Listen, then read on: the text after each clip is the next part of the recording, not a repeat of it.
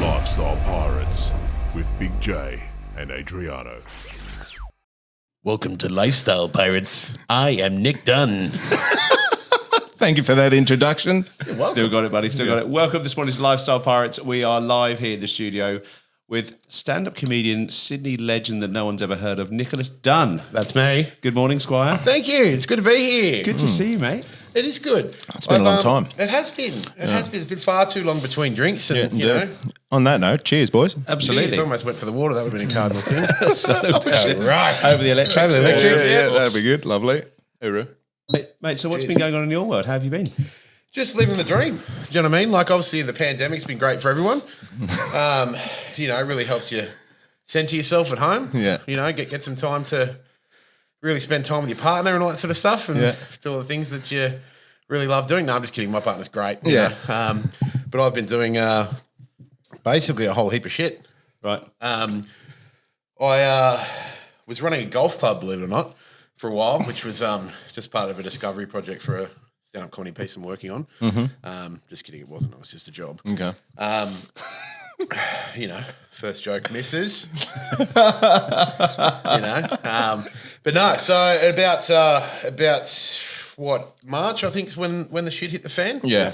I was just about to make the move into IT, which was really great. So I pretty much put my resignation in, and then Corona hit. So that was tantamount to shitting in my hand and clapping. You know, it's not really ideal. No. So I've been basically just doing bits and pieces, doing a bit of web development for people, trying to stay positive and, you know, laugh and do all that sort of stuff and get some certifications and do all that. So it's been a bit of a weird 2020. Yeah. Do you know what I mean? So Now, we first connected many years ago, kind of front and centre on the dance floor, various festivals. I noticed you've even got your headphones on there like a DJ as well. yeah, sorry about that. You watch me double beat this speech. Can do it. Train tracks. Yeah.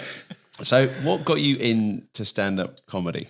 Well, it's a really, really, really funny story. And now I know I've set the bar really high for that. But basically, I was DJing, believe it or not, probably not, at the East Rewind. It's a home nightclub, which, you know, we all... Say it again. Etc. You know, but we're not going to do that anymore because that's gay. But I was sorry about the spike there.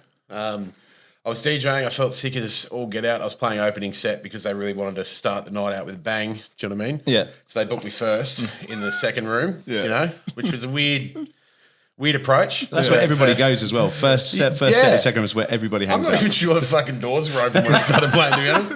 Mate, we've all been there. I've started there. Yeah, you know. I finished and died there, I think. Cloakroom. Yeah. I was like, just let me play. Like, you should use Dex, not your penis. But whatever, that's fine. Sorry about that, kids. But sick as a dog. Get off at Town Hall Station. I'm like, I am the hungriest man in the world. So making good dietary choices, I went to Hungry Jack's, which is, you know, this body's sponsored by Hungry Jack's, so thank you for that. And I was standing at the counter and there was a guy in overalls, massive beard. It was like, oh, shit, I've left my wallet at work. I just want to get a burger. I was standing behind him, you know, they're going, oh, sorry, can't help you. I was like, fuck. Have a tenner, bro. You know, don't worry about it. Get yourself something to eat. Don't worry about it. Don't make a big deal of it. And he's like, oh, sure, yeah, whatever. It's not a big deal. Just get yourself something to eat. So I'm sitting down at the little booth there and he comes over with his fucking Whopper or whatever and the burger. Good times. That was all just this whole story is just to set up that. No. So anyway, he goes, look, thank you for this. We've just opened a pub around the corner. I'd like you to come down and let me buy you beer. I was like, literally, I probably had COVID before COVID was cool and I wasn't feeling great. And I was like, oh, you know, sure, let's do it. So that was the first time I walked into Ramblin' Rascal Tavern. So shout out to those guys, Darden Cosmo and Charlie, weapons of people. And the place was absolutely heaving. It was just amazing. It was going off. And I was like, excellent. Had a beer and I'm like, all right, I've got to go. I can't be in here. This is too much. I've got to go. Double beat. So yeah, didn't think anything of it. Fast forward about 6 months, we've got a penthouse for my birthday at the Bondi Meriton. And one thing leads to another, and a couple of guys get invited, and one of them does stand-up. Yeah. And we start chatting and all this sort of stuff. And he's like, "Oh, we should think about maybe you get another. You're pretty funny, all that sort of stuff." Another guy rocks up, and it's Darden, who I've not met before. Obviously, what do you do? He's like, "Oh, I own Ramblin' Rascal Tavern." Like, that's the fucking name of that place. I'm like, I haven't been there for 6 months. I'm like, I bought one of your staff a burger. Like, He's like, holy fuck, was that you? And one thing led to another, and we sort of hit it off, and the friendship group was all kind of involved in that, and we did a pretty twisted stand-up set at the apartment or the penthouse, and everyone laughed. Just ad hoc. Yeah. That day. They're just like, just get up, Dunny, you do some stand-up. Sean, you're a stand-up, you do some stand-up. And I was like, get up. And I was like, yeah, I'll get up and just chat shit for, 5 minutes, which feels like 4 hours. Yeah, absolutely, yeah. Have you done it before, John? I talk a lot of rubbish, yeah. Yeah. Yeah, That's true. yeah. I get laughed at a lot. Yeah. Same here. Yeah. It's one of my qualities. Yeah, you should try putting clothes on. Yeah, it's true. It's true. But, so then the next thing, it was kind of like, there's some open mic nights at Newtown at I can't remember the name of the hotel. But Good plug. Yeah, it was good. Yeah. Shout out to you guys. Really need the business during COVID. There's a hotel there. Just fucking go, whatever. Give them all $5. Yeah. Get a beer for Newtown in $5. Yeah, right. Yeah, right. Probably easy getting a wristy. So we did that, and I worked on some material. Like, it was sort of hard for me because everyone, I've never really come across a time when I've been able to interact with people and not make them laugh outside the occasional person that thinks I'm a fuckwit, and they're probably right. So it was a bit of a weird transition to try and create jokes. So a lot of my stuff was like crowd work. So I did a lot of that, which used to piss off some of the more experienced guys to no end, because a lot of them were saying some of that stuff's difficult to master, and those guys taught me a lot. So what do you mean when you say crowd work? What does that mean? So, like you'll have a joke, and it's more conversational. So you'll see someone in the crowd that, has got a head like a punch lasagna, and, you'll start. That's so directed at me, isn't it? Well, yes. You know what I mean? Yeah. There's, but yes, you're very pretty. So it's more conversational stuff. So it's not really stuff that you could replicate across shows. You'd obviously create new instances of crowd work, new shows, but it doesn't really translate. And when you watch a sort of comedy special from like these big guys, like, your Bill Burr, your Tom Segura's, Dave Chappelle, that sort of stuff. Like, Massive fan of Bill Burr. He's amazing. I'll tell you a story about that in just a minute. Remind me about that. Will do. I'm writing it down. Yeah.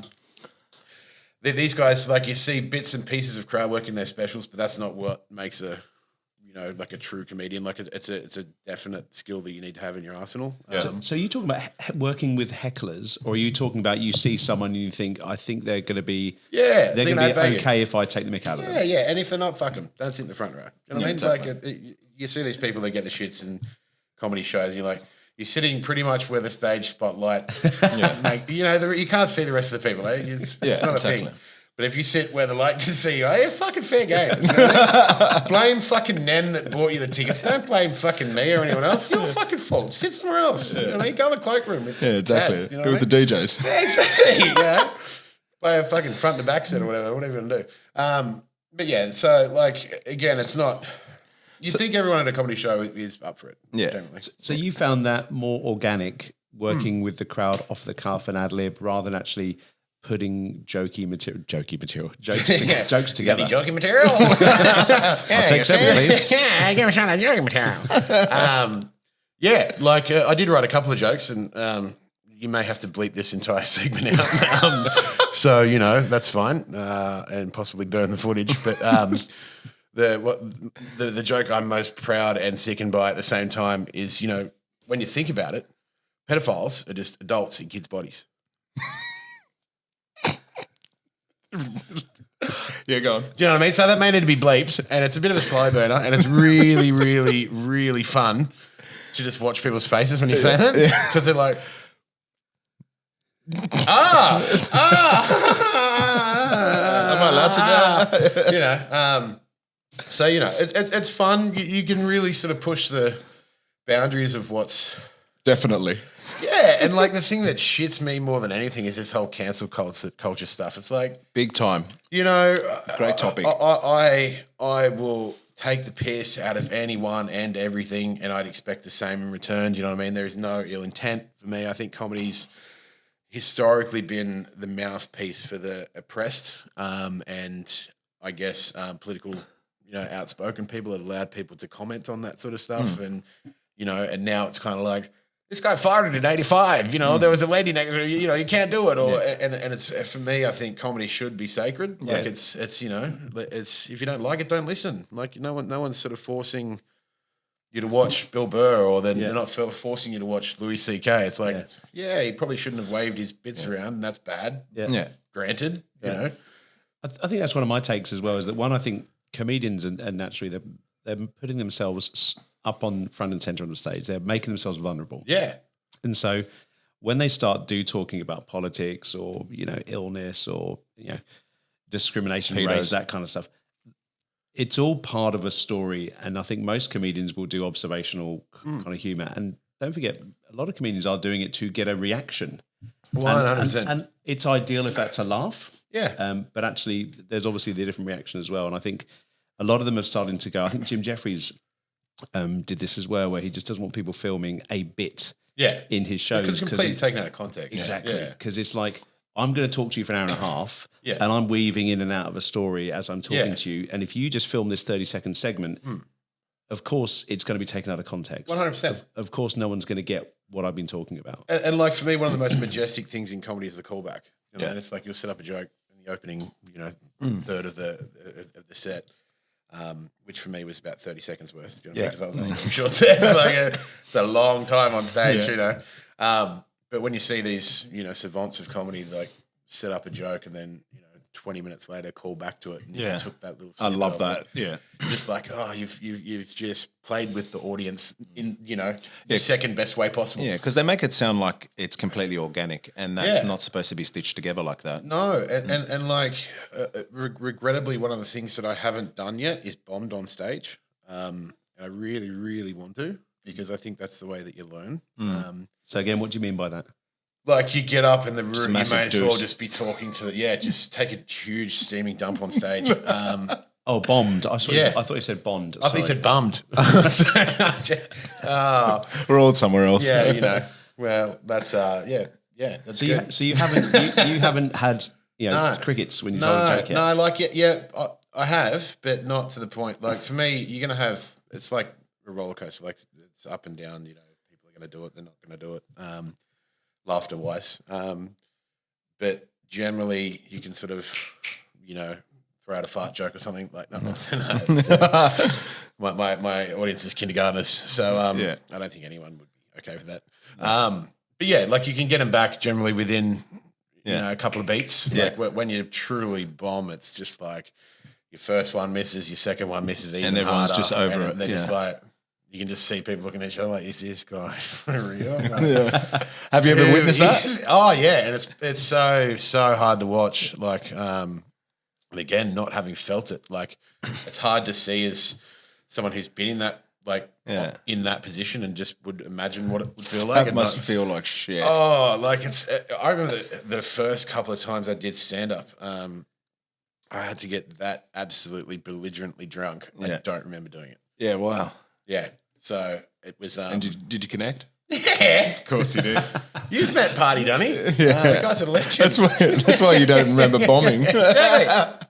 Fuck those guys, It right? just came out and just fell on the floor. Oh, yeah, that was good. That was good. I'm not allowed back there, though. No, definitely not. Yeah, unrelated, but true. But Bill Burr, right? So me, loving comedy, it's like the fucking thing that just makes me go. I had this inane ability to leave my iPhone alarm on and have it go off at the most inappropriate times. Yeah. So I was front row and emceeing a friend's wedding while their vows were going off. My iPhone alarm went off. I was sitting in Bill Burr, He's roomier than you'd think. Do you know what I mean? Oh, sorry, Bill. No, so It's a fucking whale. yeah. Just that's it there. That's the shoot. No, so I'm sitting in the opera house, like, you know, in a duck suit with Bill Burr, because I'm like, if you're at the opera house, you got to be fancy. Like, otherwise, you're a piece of shit. Yeah, so you got to make the effort. If you go to the opera house and you dress like I am now, I'm sorry, just fucking end it. Yeah. So I'm like, I'm dressed in a duck suit. So I'm standing out in the crowd, let's put it that way. I'm 3 rows from the front.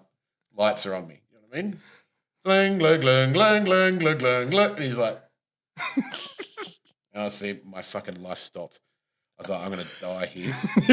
And I could just see the look. He's pointing me out. And it's like time froze. He's just looking at me and he's just like, you're a fucking piece of shit, man. You know, he's got that Bostonian. He's like, you fucking come here, you know, you fucking piece of shit. You can't even turn your fucking phone off. Like, that's what I imagine was going through there. It all happened in about 0.2 of a second. But he's just like, I got all that just from a look. He's just like, you fucking piece of shit. And then just kept going on. And in hindsight, that isn't as good a story as I thought it was. No, it wasn't. But, you know, they can't all be fucking winners. But I made Jimmy Carr laugh once. Yeah? That was a highlight of my career, which is pretty sad in reflection. But, yes, he actively encourages hecklers, which I'm sure you've seen. And he's got a very unique laugh. That's it. Yeah, that's all, basically. Yeah, so moving on. No, we're at the Enmore Theatre, I think it was. Yeah. And I said, you look like a lesbian croquet player.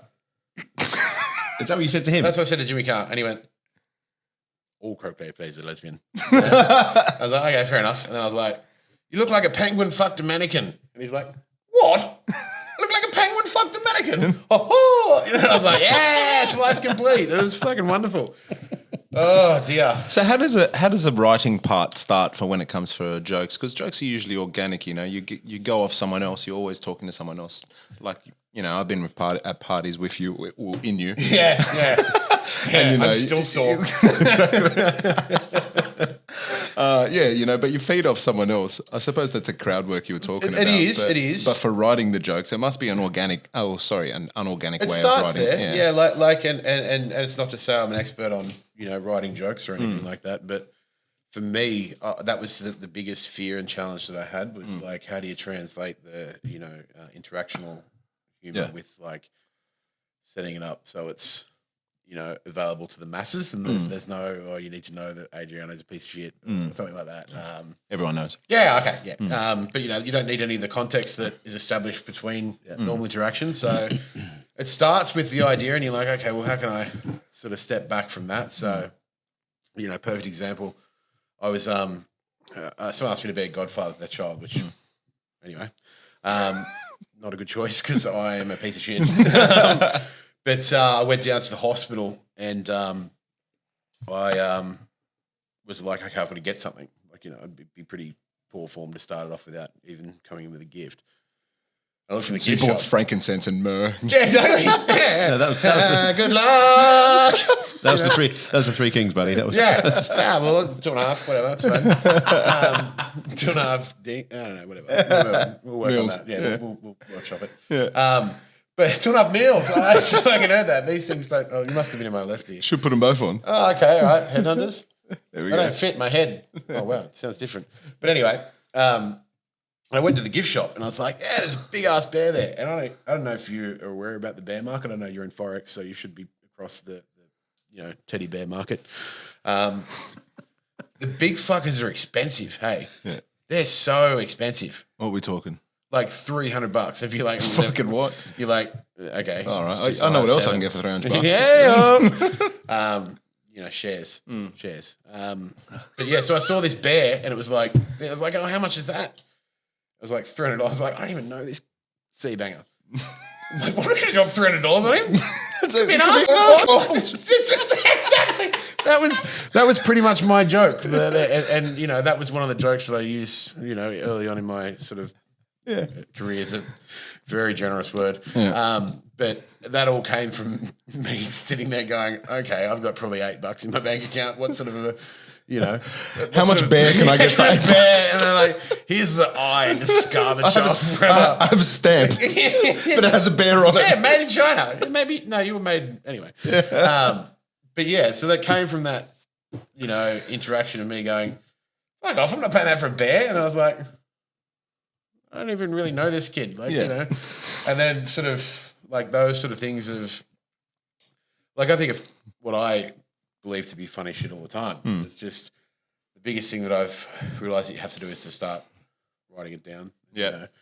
A joke forget doesn't. Yeah, and like that's again when you said people don't want to record stuff. It's like when you see these guys that are, you know, selling out stadiums or you know theaters and that sort of stuff, and they do gigs at like the comedy club or whatever, and you know you see these people record it and then send it out. And it's like, but it's like putting a car on the road with 3 tires. It's like it's an unfinished product, and they're workshopping it there, and that's why you're paying $20 to see, you know, 4 of the best comedians in the world. Like you know.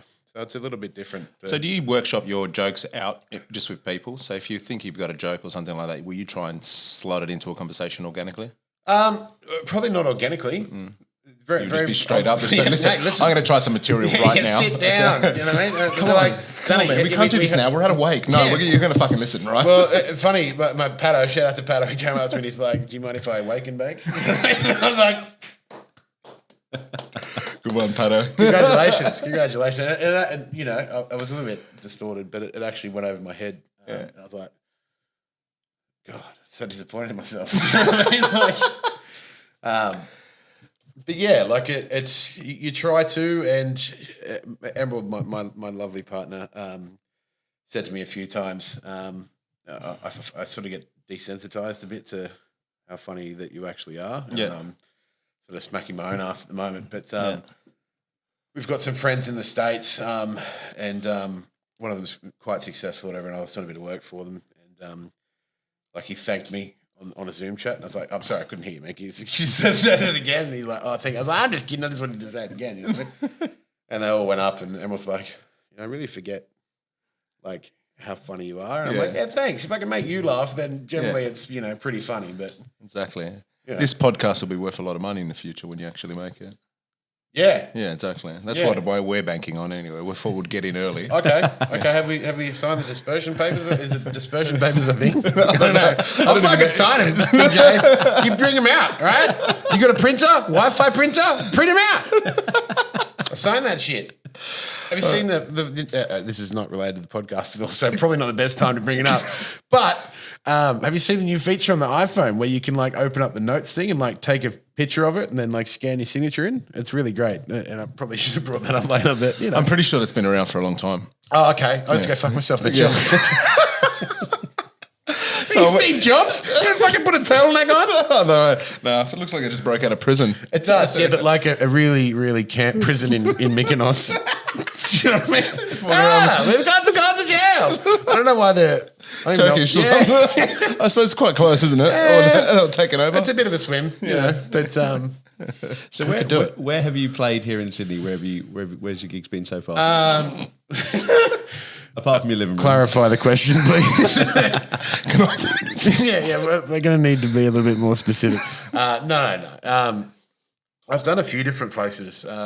Like there's none that have really been, you know, showstoppers or anything like that. Because again, there's 1,000 other comedians out there that are putting in so much more work than I have, or probably will, because I'm, you know, a piece of shit. Just kidding. I'm going to try. I promise.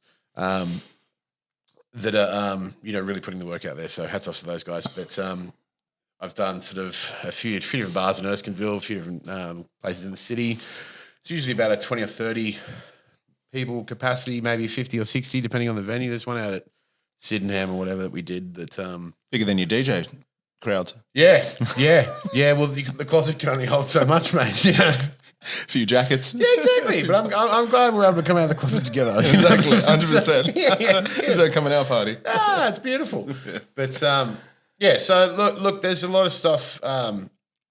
You know, and I spoke to Adriano. He said, "What are we going to talk about?" And you know, one of the things I did say to him, it was nice to, you know, I've gone through your alumni of people that you've had on this podcast, and it's really nice that you're truly an equal opportunity podcast. You've decided to bring a shit bag on. So You know, it's nice to finally represent a minority as a white fat male. Is all I'm saying. Well, I think it's a majority at this time. Yeah, well, you know, well, we need some representation. You know, So after COVID, well, COVID's pretty much we're at the tail end of it. Hopefully, Yeah. Crossed. hopefully. sorry. Are we gonna see you return? Yeah, look, I think so. Like 20, look, and where I was trying to go with that previous statement, but I got a little bit lost, was I was saying to you about how failure's okay. Do you know what I mean? And the important thing is that you keep going. Like the amount of things that I've sort of done that haven't turned out how I wanted to or how I've planned, but you sort of keep on trucking. And comedy has been something that I've wanted to get back into actively for a long time. Geographically, at the moment, we're a fair way away from comedy clubs being on the Central Coast, but that's going to change very soon. So, you know, I've had a TV show in the works for the last however many years that I've been sort of half writing, half not, which I'd really like to see that come to fruition. So who do you have to pitch to? Well, this is it now. Actually, I'm looking for investment. Do you want to talk? Can you talk about the show? Oh, look, in loose terms, but you know, even if you know, fuck it, I'll just talk about it. Because if someone makes it, then at least I'll see the vision sort of realised. But it's Coogee Rescue. So you know, you've seen Bondi Rescue, but this is basically a piss take filmed at Coogee. So you know, you've got a whole fleet of misfits. You know, one's a narcoleptic, one's a ethnic that is more concerned on his appearance than you know, saving people. Yeah. One of them's just a downright criminal. And basically the person that drives the show is a spectacular lifesaver. Like, he's really good. He comes from a whole family of lifesavers that have just, you know, been the greatest lifesavers since Trevor Hendy. You could have Chris Lilly play all of them. Well, I sent it to Chris Lilly, actually. Oh, did you? Yeah, and he's like, write me a Terminus or Terminal or something like that. Yeah, screenplay. I don't know. I mean, I'm not in the Screen Actors Guild, but I've got a bit of SAG, if you know what I mean. That wasn't bad. Do you want to write that one down? Yeah, give me a pen. Yeah, but I sent it to him and he's like, yeah, put it on a terminal. I was like, reeks of effort, you do it. You know what I mean? Like, what does that mean, put it on a terminal? I'm probably not even using the right word. He's Battery terminal. terminal. Yeah, he's going to read this because we're going to transcribe it. He's going to be like, the fucking idiot, it's called a terminus or something. I don't fucking know. It's a pub down the street. Yeah, that's what he said. Put it in one of those. I was like, I don't know what that fucking is. This is before Google, mind you. It wasn't. I don't think it was. But I do really like the concept. Yeah, and like, you know, so... Could I play the ethnic guy? Actually, I got to get in shape. Yeah, 100%. Actually, that could be part of it. You could be running to save someone and just be out of breath. That was it. Like, you had a narcoleptic, like, I'll say you, boom, face planted in the sand, you know what I mean? Like, there's just a guy couldn't swim, but, you know, they're an equal opportunity, you know. Exactly right. So... And the whole story is this kid that's a phenom lifesaver, comes from a family of phenom lifesavers. He's actually a bit of a piece of shit. And he was at Bondi and something happened and because he was, you know, trying to flirt with a bird or whatever and wasn't paying attention, someone died. So his dad, who's like lifesaver chief commander, do you know what I mean? Like the Hasselhoff of, you know, you feel me. Is that you? But he's like, you've got to go. You're going to Coogee until you can earn to come back to Bondi and all that sort of stuff. And it's kind of the story of him, you know, feeling like he's too good for these guys and warming up to these guys. And the main character, like the main sort of who was the head lifeguard at Coogee, his name's Nuffa. And it's kind of think of like a Hulk Hogan-y mix of like Hulk Hogan with like dumb Australian. It's like, my name's Nuffa. N-O-U-F-7 fucking hyphen. Do you know why there's a hyphen in my name? Just so you can pause and realise how fucking awesome my name is. Do you know what I mean? Like, it's like, fucking Nuffa! You know, like, but he's just a fucking klutz. Sounds like you put a bit of work into this. There's a bit of detail going in there. Look, I've got the first 17 episodes and off in my head, but you know, so you haven't written them fat down? fingers, man. Yeah. You know, it's hard. You need a dialing wand. I do. Yeah. I'm sorry. Hey, so going back to your iPhone, your kind of discovery earlier on. So actually, iPhone has got a thing where you can talk into it and it writes notes. Yeah, right. The dictator. It's like, that's what I'm thinking. So you've mentioned a few, the Bill Burr, we mentioned Jim Jeffries. Two questions. One, locally, do you look up to any Australian comedians? Because I'm a massive fan of Have You Been Paying Attention? That's wonderful. That's Like, my Monday night go-to. yeah. I'm devastated now. Shigsy- I have no idea what that is.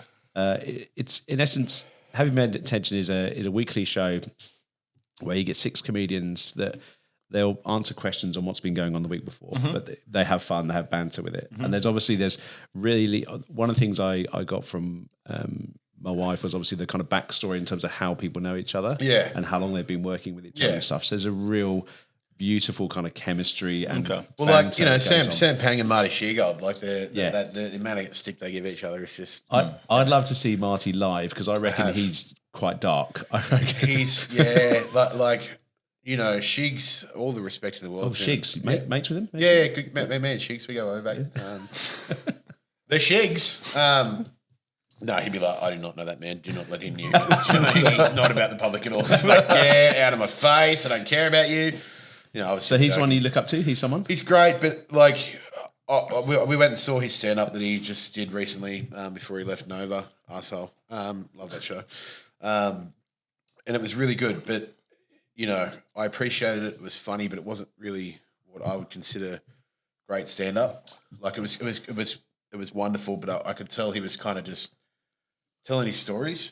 Do you know what I mean? And there were jokes and that sort of stuff. I feel like what he did was just a better version of what I do with that amount of time. Yeah. Obviously, he's amazing. He's a world beater, but I feel like he was a little bit dusty. I'd like to see what he does in 2 to 3 years if he, you know, like continues going back to stand up.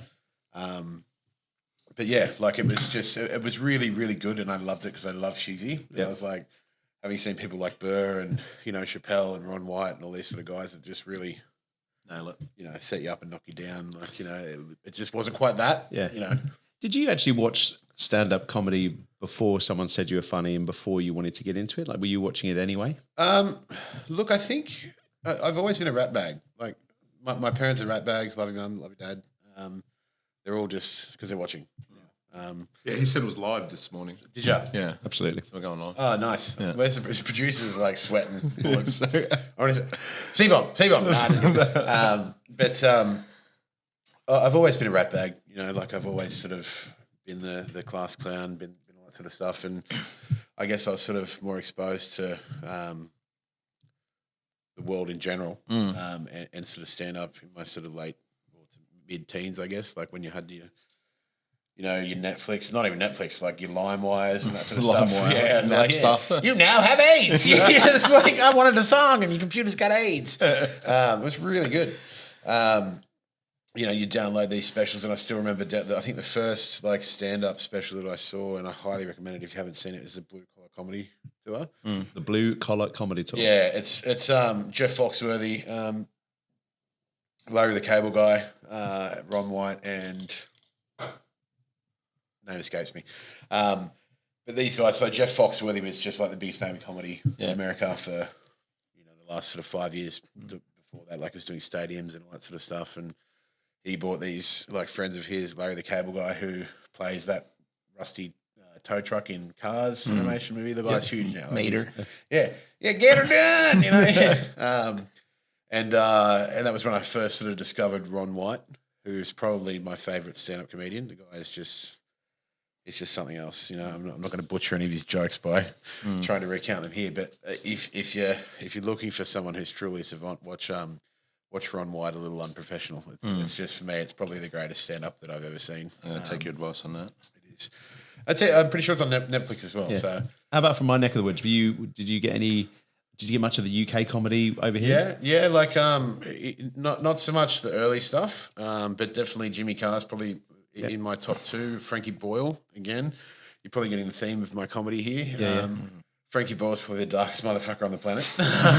Are you guys familiar with him? Yes, familiar with him. Yeah. Actually seen him live a few times. Really? Yeah. Oh God, I could lick you right now. You know, just to get sold. Yeah, the salt. In fact, watch Ron White's new special and just remember the salt. You'll enjoy that. But yeah, Frankie Boyle, like those sort of guys, they're phenomenal. But like, once I started to mature a bit with, you know, my comedy and what I thought was funny, I started looking at people like Carlin and Bill Hicks. Do you know what I mean? And that's where you start to talk about people that really had an agenda and really had a message. Yeah. Like, it wasn't just a slapstick. Let's make it was like biting, razor edge sort of comedy that just took no prisoners. You know what I mean? So to that point, right? So excuse me. like if I look at some of the ones I grew up with, so a big Lee Evans fan when I was a kid. Yes, the man was so animated. He was a big storyteller. Didn't swear a lot. Big storyteller. Used to sweat profusely. He's had so much nervous energy. Yeah. But he was that animated. When he was telling a story, you could see it. When he was describing something, you could see it on stage. You then had Jack D, who was very dry. Yeah. But again, that kind of quintessential British sense of humour. My brother got me into Roy Chubby Brown probably before I was legally allowed to watch it. You'd probably like him if you've never heard of Roy Chubby Brown. I will. We'll exchange notes. Yeah. And then kind of Kevin Bridges, Frankie Boyle, all that kind of stuff. Even Peter Kay. So we had Phoenix Nights. Peter Kay cops a lot of grief from other comedians. Why is that? Look, I think he's just a little bit too, and I could be wrong because I guess I followed the opinion of ones that I love. I haven't seen a great deal of it, but I think he's a little bit too vanilla-y and not Well, that's his whole thing. It's where his shtick. It's like Michael McIntyre or something like that, And that's going to be my question, right? So what's your bit? What do you want to... Because some of these guys have got the accent, which I think makes them stand out. Some of them have got their way they articulate and gesticulate on stage. How do you differentiate yourself where people go, actually, Dunny was... he was awesome because he... That I... like testiculated on stage, that'd probably be up there. No, like it's not. I think if I'm to I think believe that you're going to be remembered is arrogant. You know what I mean? And I don't think that I will be. But if I am, I'd like it to be for just biting people, just biting the crowd. no, just You look tasty. I'm the get her down. You got a pretty mouth. But no, just having sort of comedy that shocks. Like I'm all about that, and I'll say the thing that. So there's never any theme. Again, that's where I think the better comedians emerge, and then I certainly don't class myself as a great comedian or anything like that. But I think once you can do that, but that takes work. That's like a good sort of decade of your life working at comedy, like to really find that sound. It's not something that you can just go, it was interesting. I was listening to sort of Joe Rogan's podcast with, I think it was Bill Burr actually. The recent one. It might have been the recent one, maybe the one before that. I'm not sure. But no, it was with Ron White. I apologise. And he's like, when do you actually start respecting these comics that are, like calling themselves comedians? Like, because back in the day for even people like Joe, but more specifically Ron, they were like, driving in cars as you do, for hours on end to different shows in, remote buttfuck nowhere America, just to try and sort of build up enough momentum. Then one day it finally happens. And, now there's sort of, and it's not to take away any of the work that these emerging comedians are doing, but now it's like, okay, all of a sudden you've got a Netflix special. You may have only been doing it for like 2 years, and it's interesting, that dynamic of like how quickly it can happen now. Yeah, and like you've back in the day when you're talking these names, it's like you couldn't just tomorrow. Like I could record a YouTube video tomorrow, and if it was blow up, like arguably the right people share it, and it was great content, you could be a world name in 3 weeks. Yeah, 10, 15 years ago. Yeah, you had to go to the improv every week. And you had to grind. Yeah. But do you think those guys? Do you think those artists of now can sustain that though? So, we've seen it a few times where you've had that one hit wonder from in the pop industry and things. Yeah, definitely. Where they've not been able to sustain their next tune or the next album. Do you think that would be the the same expectation from the audience? Yeah, like with comedians. Like, you get one video goes viral, but can you talk for 90 minutes and keep 100,000 people entertained? Well, that's the thing. So there's like there's pretty much levels of comedians, and they cycle.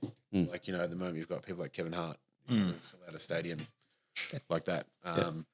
Your Ron Whites, your Jeff Foxworthys, Joe Rogan. That those sort of guys. Joe Rogan will still sell out a stadium in a heartbeat. Yeah. But, those guys would sell out the stadiums, in record times. And now, whether or not it's due to age or lack of, you get to a point of critical mass, I think, where they've given enough.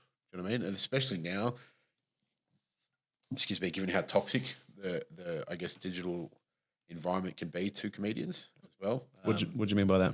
Well, like, you know, you see these guys that were once regarded as powerhouses of comedy or whatever, you know, they put a foot wrong, and it's like, they're like, even in Kevin Hart's new special, it's like, it got to the point where people come over and talk to me, I'd be like, get naked, get in the pool. He's like, you're wearing a wire. I want to make sure that, you know, you know, you're not going to say, you know, take something that I've said completely out of context, and then all of a sudden I'm apologising for all this sort of stuff. And I think the older guys and that sort of stuff are just maybe not so much interested in doing that anymore. Yeah. So whether or not it's sustainable for these young guys to do that, I think there'll be a point where they get enough, you know, money, and it's like, I don't think they'll have the career length. no, like, and it's really hard. Like, you know, Louis C.K. did some stupid shit, you know, like he really did, and there's no excusing that. But it's like the guy's a titan of comedy, and he was one of the best. And you know, for me, it's disappointing for like him to be just destroying his whole life's work, basically. You know, For a mistake. yeah, through a mistake. Like, granted, it's fucking wrong. And like, yeah, pay the price, do whatever you need to, go through restitutions, all that sort of stuff, learn your lesson. But it's like, you know, now everything that you do is, you know, completely dissected. Going back to your Kevin Hart Yeah. doco, I mean, that was one of the things that he actually said. He's like, and it resonated with me. He said as soon as he stopped trying to find perfection, he was just so much happier. 100%. And you know, I think we need to understand that all these, you know, celebrities, the sports people, they're humans, man. We make mistakes. Yeah. You know, and especially with the comedians, I never think there's any malicious. There isn't. With actually most people, to be honest. But, like, you know, comedians are always trying to push the boundaries, as we spoke about earlier 100%. on. Like, because if you're And not, it's not always going to go right. and if you're not pushing your boundary, what are you doing? You're just staying in your lanes, and then it's just boring. Like, And then you who get wants to see criticised for that? staying in your lane. Exactly, but he's not being, you know, risky enough. He's not being He's not bold edgy, enough. yeah. And then you say, oh, you know, something about, God forbid, you mentioned one of the letters. You're just going to get fucking vilified. Yeah, Exactly. You know, which all the power to it. No one wants to be oppressed, and I don't think anyone should be oppressed. But it's like, at the end of the day, these guys aren't like saying things to be, you know, hurtful or anything like that. And I understand that some people can take offense to it, but Ricky Gervais said it the best. He's like, you can only take offense, you can't give it. Do you know what I mean? Like, it's you know, it's not intended. Like, That's true. You know, and just because you're offended, it doesn't mean that you're right. Correct. You know, and yeah, I think it's hard for these guys. Like, and everyone's like, oh, I want the fame, I want all that sort of stuff, and you know, but when that sort of reality kicks in, or at least when it did for me, just kidding. You know, when that reality of fame kicks in, it's like, well, now you're no longer a person. You now become a public asset. It's like, everything that you do is now at the mercy of the social media masses. And I know you say when people are talking about, oh, I don't think it's done with malice and that sort of stuff, but I think this cancel culture stuff doesn't come from what the person said. It's like because I'm more offended than you, I'm giving value to my life. Yeah, exactly. It's very narcissistic. Yeah, and it's like, because I'm offended, it's like the thing that just fucking makes me laugh more than anything is when people are offended on behalf of other people. Yeah. It's like, it's fucking not your place. Why are you being offended for someone else? It's like, isn't the world fucked enough? Yeah, like, to have you Why go, are you taking that on? Hey, don't talk to redheads like that. Fuck the redheads. Like, they can stand up for themselves. You know what I mean? And it's just, we're not going, let's kill all redheads. You know, it's just like, they've got no souls. They know it. It's fine. You're a good man, Steve. Yeah, good on you, buddy. Going back to that, it's funny because when we used to run digital therapy back in the day, and we used to book DJs, especially being the guys No from redhead overseas. policy? No redhead Strict. policy. Strict. But getting feedback from some of the people with some of the guys that we would book, and it was like, oh, he just played his own stuff all night. Well, fuck, that's why you book them. And you go, okay, well, cool. Well, what did you? Oh, I thought he might just play some new stuff. Okay. Yeah. So again, the expectations. You can't please everyone, man. Exactly. Simple as that. But it's the You same can't with please comedy. everyone. Like, oh, he's just playing his own stuff. We can't do that anymore. Yeah. Well, what do you want? Do you want him to push boundaries? Or And the hardest thing, like, you just think about this for a second. Like, if you've got to put an hour's worth, so the whole time we've been speaking, what are we at, 40 minutes or something like that? The whole time that we've been speaking, right, you've got to have either a story that makes people laugh or gets to that point or keeps people engaged. Do you know what I mean? Which is obviously what we're trying to do here. But if we had to then go and tour this, and it's like, when you bring a new guest in, you've got new stuff to talk about, right? It's easy. But imagine if we, every week, then had to go and perform this same podcast, or people are going, you're speaking about the same stuff. Yep. It's like, well, yeah, hang on, I've got to try and write a new hour that makes people engaged for the whole hour. Yeah. And when they do the hour, it's like that could be 4 months of work at a comedy store, like to polish that off. You Yeah, don't just go, fuck, I've written an hour, let's go and book some stadiums. Do you know what I mean? Like it's and then people go, oh, I heard that joke before. Like, And it's not Well, always fuck. about you. You fucking wanker. fuck you. It's because you've been to 5 shows because you're a super fan. You're like, oh, I thought he was going to do a new set every night. Like, well, you're a fucking fool. Like, You must get that all the time. yeah, Super fans. Yeah, yeah. It's really hard, you know. Isn't that why they put the tram on George Street just so you could get from one end to the bit? You know, you get there quicker. Yeah, You just be a that's mob. because I'm fat, Big J. Double doors. Yeah, double doors. That's why I think it goes at 4 miles an hour or something. Like, Miles. Yeah, whatever. Yeah, because you know why I'm talking miles now? Obviously, because you know I'm very mechanical. Yeah. But What are you, a fucking robot? yeah, no, you know, car noises and stuff. I accidentally set my iPhone to like fucking American store or something. 'Cause I was trying to download a dodgy app. Now it's like in 3.4 miles. I'm like, what's that? Like fucking 65 mud flaps? Like what the fuck is a mile? You'll be like, it's 1.6 k's. Yeah, fuck off, dickhead. All right, we know. All right. But seriously, it's like, what the fuck is with that measurement system? Yeah. It's the same. I read something the other day. It was like they were comparing, this is a bit dark, the amount of coffins to Yeah. the size of the White House. Yeah. So it was a picture of the White House, Yeah. and it's like a massive amount of coffins behind it. It's like, man, these really hate the metric system. It's like, Exactly. now it's coffin to White House. like, That's hey, it. Sorry, I about wonder the how many. seagull. I wonder how many dicks we can fit in here. What sort of dicks? Big ones, little ones? I don't know. Yeah, It's coffin to White House. That's now. That's the shit. Yeah. It's a measurement. Just take 15 coffins to White House down the road. Turn left after a coffin, and then half a coffin on the right. You'll be at the You'll be at the fucking south. And you just wanna What die. the hell are you reading? It was written on the back of a toilet door. It's Fox News, yeah. So, Fox News. For a good time, call. I want to go back to something you said earlier. Yeah. You said that your style of comedy is to shock, right? Yeah. What makes you laugh? Fuck you. No, I'm just kidding. But you see what I mean? Like it's what makes me laugh is stuff where you just like, oh, that's sick as fuck. Yeah. And you know, when someone can deliver, like Frankie Ball's a perfect example. Like he can just deliver brutality and just not even bat an eyelid. Do you think the Scottish accent helps to know? Oh yeah. Yeah. Oh, it's just, you know, it's quite a harsh accent. So like when he just says that, you're just like, oh, whatever. But like 8 out of 10 Cats does Countdown or whatever. That's one of my favorite shows. Yeah. Jimmy Carr, there's like that tall guy that used to be an English teacher or something. What's his name? Greg, someone. Yes, I know him. The big. enormous man. Yes, like yes. He used to be the teacher on In-Betweeners. Yes, that was him. Yeah, and like yes, Sean Harris, I think like he's like just With the glasses, Got yeah. eyes. Yeah, he's got eyes. Yeah. Oh, he's not Asian. That's what I'm saying. No, don't hate me. You watch my Twitter will be disabled tomorrow. Jokes on you. I don't fucking have one. Deplatformed. Yeah, exactly. That's bullshit. Deplatformed. Fuck off. Like, isn't that just crazy to think that someone can just be like, nah, you no longer have a voice. Yeah, exactly. I'm Fuck cutting you. off. You said one of the letters. You're gone. Yeah, You know what I mean? 100%. Like, this was on Joe Rogan the other day. They're like, if someone, they call it dead naming. Yeah, or yeah. something Where like it's that. when you go back. So Elliot Page or Yeah, or the other one. Wait. You know, yeah, Elliot is Page. she Elliot now? She's Elliot. Yeah, well, yeah. Elliot Page. The former known as I can't even do that. No, but like if that's you dead naming. refer to that person like on Twitter, like by their dead name, which is fine, like they'll just insta-ban you.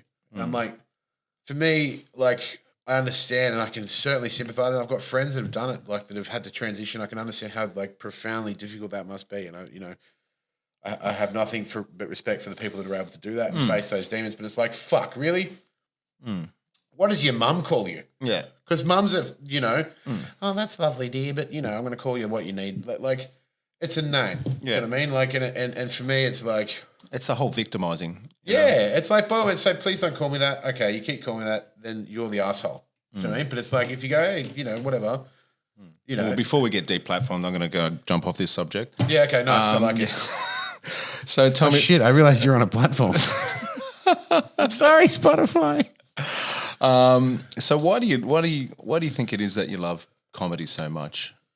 Like, I think comedy allows you, be it performing it or listening to it, it allows you to check out. Yeah. You know what I mean? Like you can, and I think the problem that people have, like that can't appreciate comedy is that they can't check out. Like, but when you can just sit there and just go, all right, let's see where you take me. You know what I mean? And again, I think that's much like a good trance artist. You know, you're going there with no expectation. Yeah, I know. None of this fucking table. Let me tell you. I'm just kidding. You guys are great. I love Big J. He's awesome. Yeah. Carry on. But like if you can just let But go. that's from the point of the crowd. What about from the point of the artist? Why do you love it? Why do I love it? Because there's nothing better than you ever cooked I know that you'd know this. You've ever cooked a really great meal and you've got a nice wine that you've been saving for a special occasion. You sit down, you watch everyone enjoy it. Yeah. And then immediately get food poisoning. Yeah, all the time. Yeah, that's that feeling. No, but you know, without the stupid joke, it's like you sit down and you watch people appreciate it. Yeah. And although it's a completely different, you know, exercise, it's the same thing. It's Instant feedback. Yeah, and it's like who doesn't like to be laughed with? Yeah. Like, you know, It's also the great. creation piece as well. You know, you've definitely. created something from nothing, and you're effectively changing someone's mood, 100%, 100%. And the best thing for me was like seeing someone that looked like they were miserable, you know, or like whatever. Like I've said the C word or something, so they're like whatever. And it's like, okay, well, you can either get on board, or this night's going to go very badly for you. Yeah. You know what I mean? And then either That's what we said to John at the beginning of this podcast. Turns out I swear more than you. exactly. And that's not water either. That's lube. Moving on. Like it's just nice to see that. And you're right, it is creation. It's like when you play your tracks in front of people and you know, you see people dancing and enjoying it. And, you know, it's the reward for being able to control. I guess that sounds a little bit macabre, but being able to, and the hardest part is not breaking up when you know where it's going. Like you know where the punchline's gonna come, and it, like your inflections and everything that you do, the way you're standing, all that sort of stuff changes every time, you know. Or like it's by design. And you would have seen this with the guys that you've seen their special and then you might see them perform it live, and it's almost like a carbon copy. It's because they're all the pauses, all the inflections and all that sort of stuff that They've all been programmed. to work out what's going to get me the maximum punch. Do you know what I mean? Because like that's the unique thing with comedy. It's like the people that I've performed it for before probably aren't going to be the people that are performing it for now. So it's like you can do that kind of you know, carbon sort of copy. For me that's probably what the greatest thing about it is just, you know, seeing people in stitches. And how are you with sort of picking up from tumbled jokes? So if you fuck up a punchline, are you good at picking up from it? Yeah. And like, you know where that came from too? Like when I first DJ, they called me DJ Trainwreck. The MC called me DJ Trainwreck. So he's dead now, it's fine. I'm only kidding, he's not. Watch it. It was that fucking bad. Yeah. And I fucked the mix up so horrendously. It was like Ramwick Race Course. And I was like, fuck this. I just cut the music. I was like, fucking dance, you bastards. You just fucking lot. I was like, I'm not turning it back on. And I was like all right, whatever. And by that stage, it had fixed itself. Exactly. It ran back around. Yeah. That'll be right. You know, just fucking turn the other one down. But, just filter, bro. Filter saves all. Just hit roll and be 1,000 beats a minute. But like I think it sort of came from that, where you're just like, fuck, I don't care. Like, and I think that's one of my biggest things is I don't give a fuck. Like, I don't care. Like, and it's not to say I don't want to perform well, but it's like you can't get caught up with that. And I think that's, again, my experience in comedy compared to people that I respect is, you know, a piss in the wind. But I think that's where people bomb, is they get too caught up in that kind of, oh, fuck, I've missed that. I've missed that hit, or I've missed that, you know, punchline. And then you're constantly trying to chase your tail. It's like trying to fucking spin the jog wheel back in to get it to work. And it just, you know, if you can just go, shit joke. You know what I mean? Like people are like, oh, well, we've acknowledged the elephant in the room. You know, and it's all right. You can do that on sort of the level that I'm doing. You'd be like, well, that fucking, we won't say that one again, will we? You know, and people sort of, you know, get on board with that. Like, what does it feel like being up there in front of everyone? Fucking petrifying, huh? Yeah. But then it's like, once you get your groove. Yeah, like it goes from being like enormous. Well, for me anyway. Like I can't speak for everyone, but like for me, it was like absolutely fucking petrifying the first time. And it was funny because like as a child, I had a really bad speech impediment. Like I used to stutter like a champion. You know, sound like a. That's probably why you DJ like that.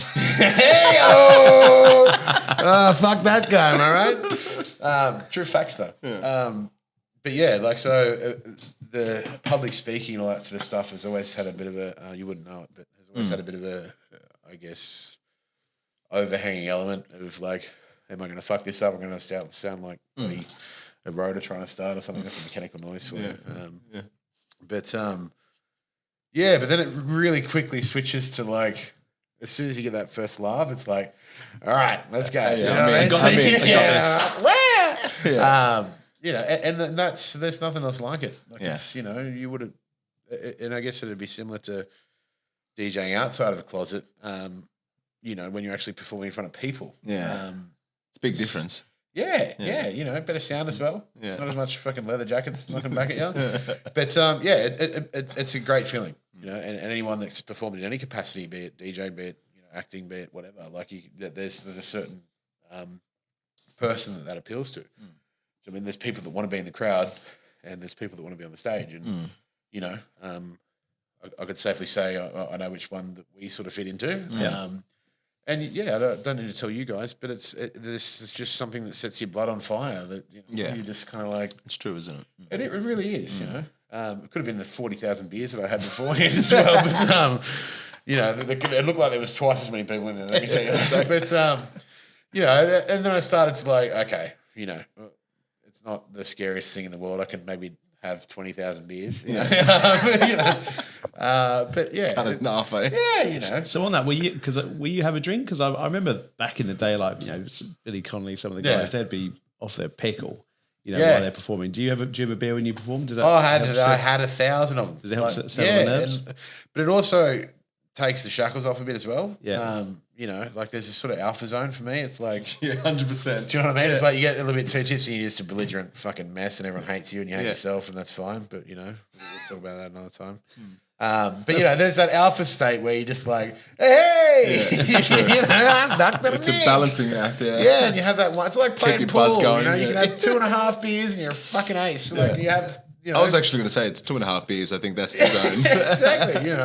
But like so, definitely, and like it's like you saw these reform rock stars that are like, we used to bloody snort Jack Daniels and put ping pong balls in our ass before we get on stage, and now they're like, oh, we drink herbal tea before we go out and all that sort of stuff. And I think you do wonder how some of those guys are alive nowadays. The stuff they got up Richards to. and cockroaches, honestly, that needs to be the title of the next album. But like some of the fucking stories that you've seen from that, like I've read. Have you read Scar Tissue by Anthony? I heard it's really good. So this guy snorted like a line of China White heroin when he was 13 because his dad left it on the coffee table. How would he know to do that? Well, I don't want to ruin the book for you, but he's just like, his dad actually said to him when he leaves, like, don't snort that shit, it's mine. Like when he's 13. And like this guy was like babysat by Sonny and Cher. Wow. Like it's fucking crazy. Like what chance does he have? But like those sort of worlds and lives, and like Scott Weiland and Stone Temple Pilots, all that sort of guys, like they've just had it's insane to think that they're still alive. You're right. Yeah, couldn't do that now with social media, though, could you? Oh God, no! Thank God. God, no! We were talking about that the other week. Like, thank God, phones and camera phones and shit went around. Could you imagine? And they're like, oh, rugby league player, and don't get me wrong, they're all pieces of shit. Love is all, but yeah, I'm only kidding. I'm not. But they're all like, oh, they're so much worse these days. I'm like, no, they're fucking not. They're probably saints nowadays compared to what they were, 20 years ago. I reckon so too. 100%. It's like because now you're not like, boom, your dick's on the Daily Mail. Like back then it was like, oh, Malvaninga, smell my finger. Well, exactly. Like it's just a completely different world, and it's you can't put a foot wrong. Yeah. It's it's really chalk and cheese to what it was. So back on the comedy piece. So Nick Dunn, 2021. Where are we going to see you back? When? Let's set a date. Let's make it happen. Well, there's a few people that are doing some really good work in terms of like comedy clubs at the moment. And shout out to them, Anthony Skinner, who's doing some great stuff with the ID Network. Yeah, Skinner. Steamed hams. Clams. Is it steamed clams or steamed hams? What else? Well, I'll steam your clam. But he's doing some great work down at Monkey Magic and Harpoon Harry's, I think it is. I've probably said the wrong name, so apologies, Skinner. But he's doing a lot of great work. So, hopefully, if we can get enough interest and I can get my finger out of my rear, I think I'd start with him. To see if he'll graciously allow me to come back on and maybe we can redo a podcast if Yeah, that season happens. 2. Season 2, yeah, 2.0. 100%. But yeah, there's definitely going to be a bit more effort.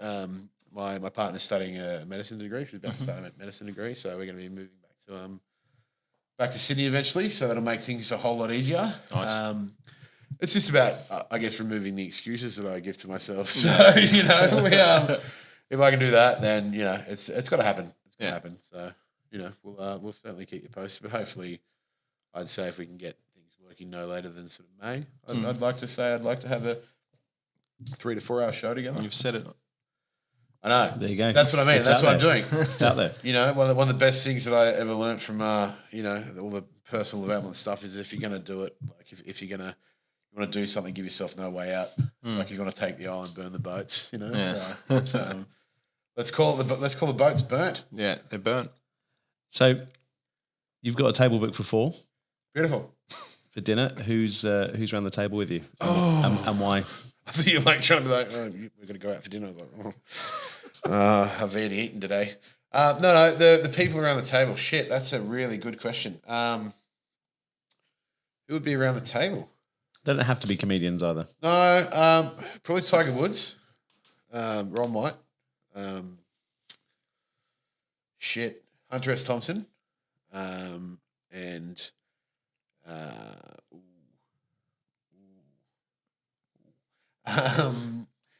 If you choose a 4th, you're not at the dinner then. Good say, mate. You've enjoy done it. your meal, guys. So, It's on me. My fucking 4.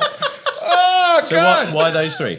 Tiger Woods, just because he's the greatest sportsman in the universe, proved me wrong. The guy's come back from fucking crippling back surgery, having his life destroyed in the media at his own fault. So, and he's come back and won another Masters. Like the guy's just he's the greatest. I'm a bit of a golfer, so I love that.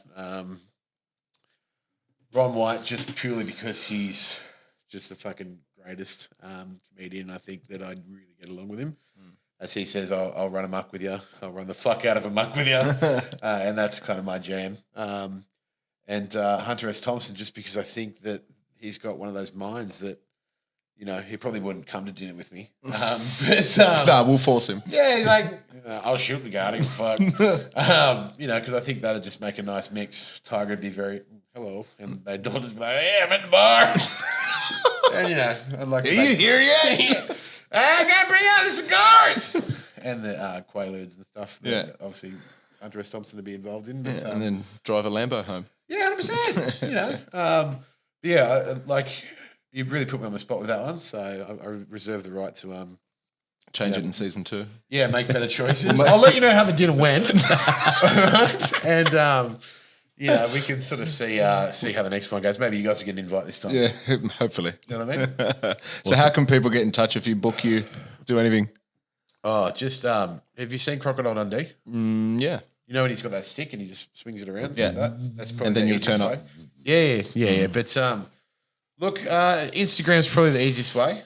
Just Dunwire Official. I don't know why I put a French sounding on it. I thought it made it sound a bit cooler. But It works. It does. Dunwire. You know what I mean? The fat Frenchman. Hello. It's pretty much just that. Like I'm not when I come back to comedy, I think I'll probably do it. I certainly am not at the stage where I'd be taking bookings. Do you know what I mean? Like there's 1,000 other comedians that it would be better suited for that at this point. But there will be shows that you'll be able to see me at next year. I commit to that. Nice. You guys. So I'll be there front and centre. beautiful. Under the spotlight. Under the spotlight. In my suit. There he is. Set There my he alarm. is. I'm going to Set set your my alarm. alarm. Yeah. It's fuck 8 o'clock. Excuse me. God, I swore so much on this podcast. I apologise, Spotify. I think I might lose my contract with them actually if I keep swearing so much. Maybe. It wasn't quite as big as Joe Rogan's. You No. see that thing? Oh, no. Is that the plan for you guys? Yeah, I think so. It's in the pipeline. Was it like 130 mil or something? Yeah. No, it was 60 mil, wasn't it? No, it was there was a lot of definitely- zeros. Yeah, definitely triple figures. Oh, Joe's been lying to me then. Yeah, fucking tight ass. Swear to God, you get Classic this bottle of Joe. wine, ain't you? Man? It's on you. Dog. Yeah. Awesome. Well, mate, thank you very much for spending time with us this No morning. problem. It's been a pleasure. You've certainly kept the smile on everyone's faces. Definitely. We'll include the link to your Instagram on the bio. No worries. I look forward to being blocked on that platform also. And maybe we wish you the best for 2021. Thank you so much, We will guys. come and support you. I've got a few ideas of places that we can get you as well. Wonderful. That'd be lovely. Thanks again. Thanks. Lifestyle Pirates. Brilliant.